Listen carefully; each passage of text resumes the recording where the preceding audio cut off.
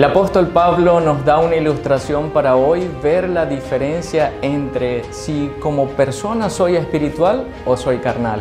En 1 Corintios capítulo 3, versículo 1 al 3, la palabra de Dios dice lo siguiente: De manera que yo, hermanos, no puedo hablaros como a espirituales, sino como a carnales, como a niños en Cristo. Os di a beber leche, no alimento sólido, porque aún no eras capaces, ni sois capaces todavía, porque aún sois carnales. En efecto, habiendo entre vosotros celo, contiendas y disensiones, ¿no sois carnales y andáis como hombres?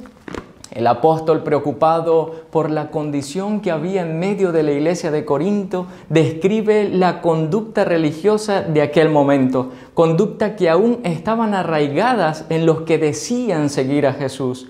Según Pablo, los que practican el celo, las contiendas y donde no hay unidad son aún carnales. ¿Podré estar adorando a Dios en esa condición? ¿Sabes? La Biblia dice en Romanos 8:8, los que están en la carne no pueden agradar a Dios.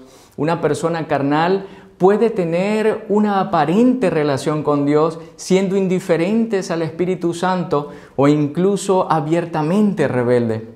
El apóstol no solo describe quién es carnal, nos dice también las características que tiene una persona espiritual. Y en el libro de Gálatas, capítulo 5, versículo 23, las Sagradas Escrituras dice la palabra de Dios: pero el fruto del Espíritu es amor, gozo, paz, paciencia, benignidad, bondad, fe, mansedumbre, templanza. Contra tales cosas no hay ley. El poder del Espíritu Santo nos hace diferentes y para recibir ese poder primero tenemos que aceptar a Jesús en nuestro corazón como Señor y Salvador, pidiendo el bautismo del Espíritu Santo. Seguidamente al texto que leímos en Gálatas 5, 24 dice lo siguiente y 25 dice: pero los que son de Cristo han crucificado la carne con sus pasiones y deseos. Si vivimos por el Espíritu, andamos también por el Espíritu. Hoy, al quinto día de oración, necesitamos revisar nuestras vidas y si nos damos cuenta que aún vivimos en la carne, no te desanimes.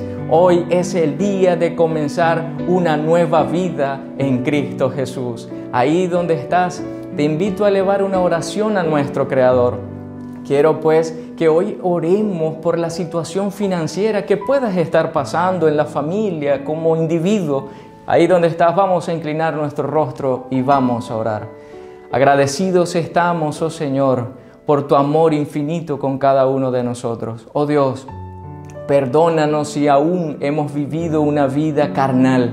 En este momento, oh Señor Jesús, rogamos el bautismo de tu Santo Espíritu porque queremos, oh Señor, crecer en el Espíritu.